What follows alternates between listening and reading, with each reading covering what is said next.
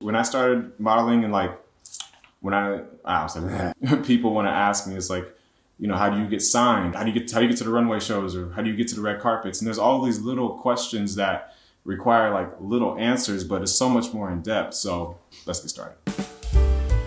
How to look for photographers in the beginning of your career for photo shoots. As you're searching for photographers, my suggestions is always to have a mood board before you go searching for a photographer. Like, have an idea of the concepts of things that you want to create in your head, and then go source the people who fit kind of that, who know that lighting and see those types of things. And also, I encourage very, very much to do your research. If you see some models that they've shot with, don't be afraid to reach out and say, hey, what was it like shooting with this photographer? How do I maintain a healthy look?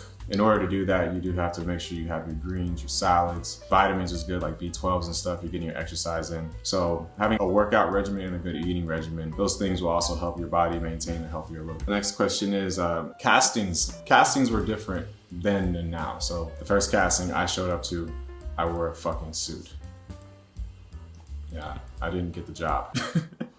You know, you try to dress nice because that just was my familiarity of what it was like to dress for castings, but absolutely not. So keep it simple, don't overdo it.